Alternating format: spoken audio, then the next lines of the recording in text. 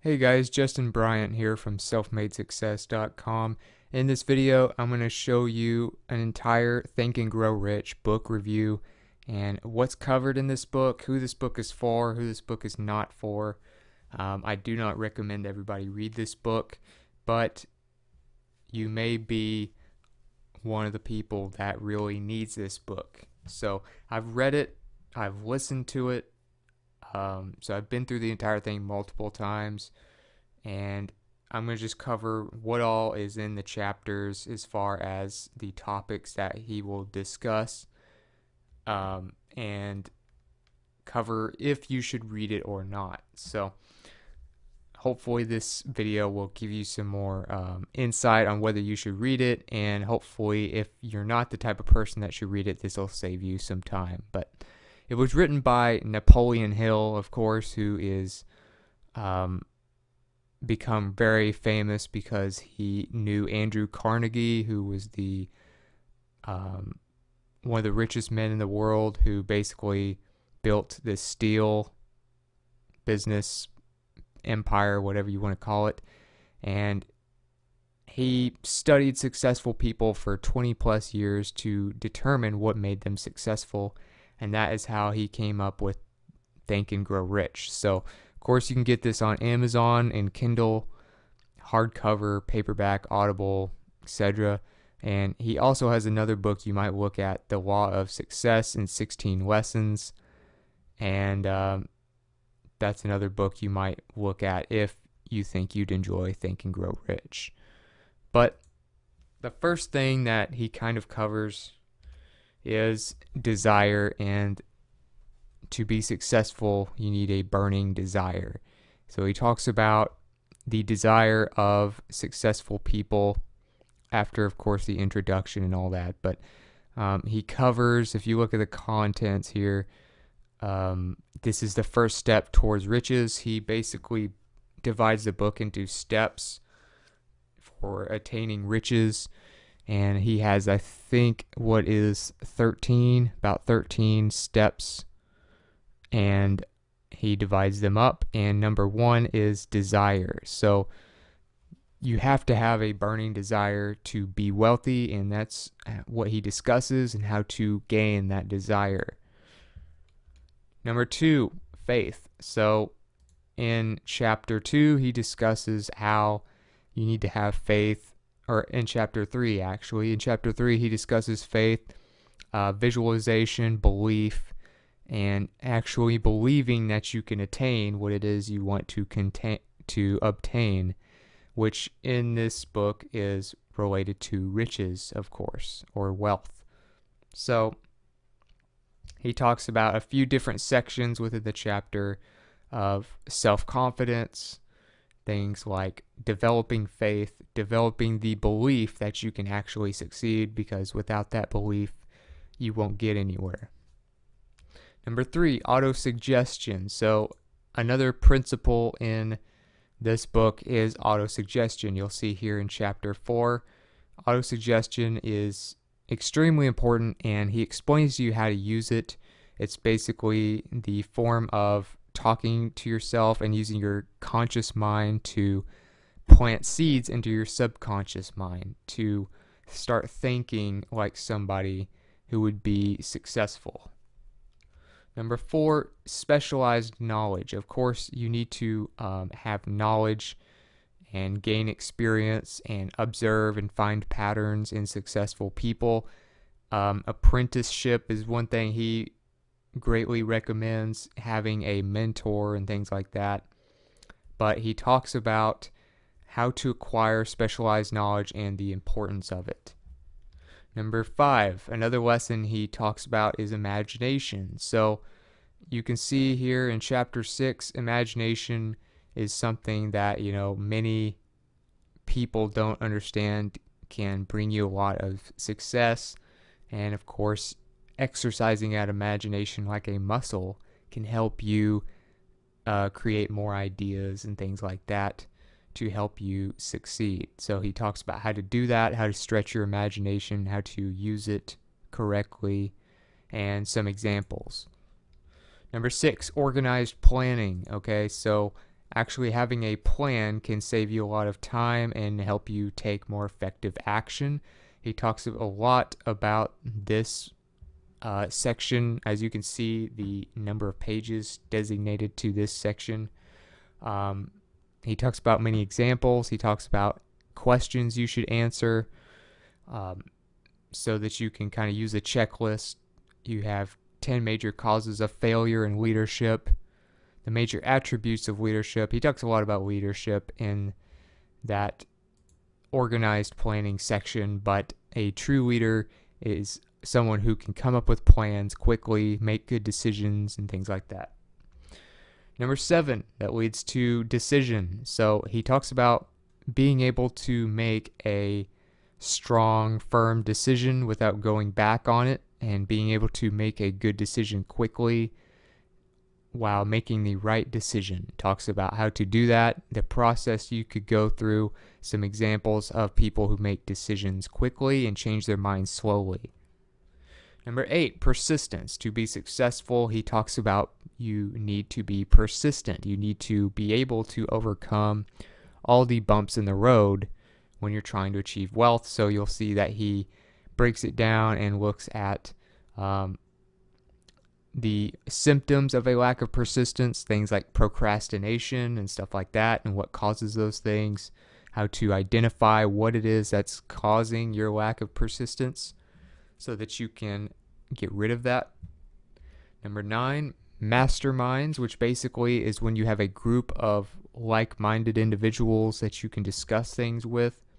So he talks about how even though he didn't have necessarily a mastermind in reality, he would create a mastermind in his own imagination. He teaches you how he did that, examples, and how you can do the same. Number 10, sexual attraction. He talks about how the desire for a mate or a spouse can drive you to become more successful, to impress them, to provide for them, and how you can apply this in the right way without self-destructing, like many people use their sexual attraction in the wrong way. Number 11, he talks about the subconscious mind, which is extremely important. This is actually one of the most important parts of the book. And he talks about how the subconscious mind works, how many people don't even realize it's there because it's working in the background. It's not something that you just use actively thinking about it. You can't really just use it whenever you want. It just has its own way of being, and how you can plant seeds using your conscious mind into your subconscious mind to make yourself basically become a better version of yourself. Number 12, the brain. He talks about the brain, how it is a broadcasting and receiving station for thought. He talks about, basically putting good stuff in and good stuff coming out, and what you should feed your brain with, and things like that. He gives great examples of this as well, of people how they use their brain and how to get the most potential out of your brain and use it correctly. Another thing is the sixth sense that he calls it, which basically is like almost a supernatural form of intelligence. How to tap into that. He talks about how faith and fear have a lot to do with it, and autosuggestion, and it's kind of bringing it all together to form this sixth sense that basically, that gut feeling, that intuition that tells you what you should do and gives you the answers that you're looking for and how to create that. So this book is for, as far as if you should read this book or not, this book is for aspiring entrepreneurs, people who are already entrepreneurs and want to become better, of course, people who want wealth and don't mind working for it, because he does not say in any way that you can get rich quick or that you can take shortcuts. He just shows you the process and lays it out more clearly for you so that you can follow it and work towards it. People who want to improve themselves, of course, if you are even successful already and want to take it to the next level, this book is great for you. And it will really teach you some of the best foundational principles for success. And as you can see, he also talks about some other things that you can use to be self-aware of what you're doing to help yourself.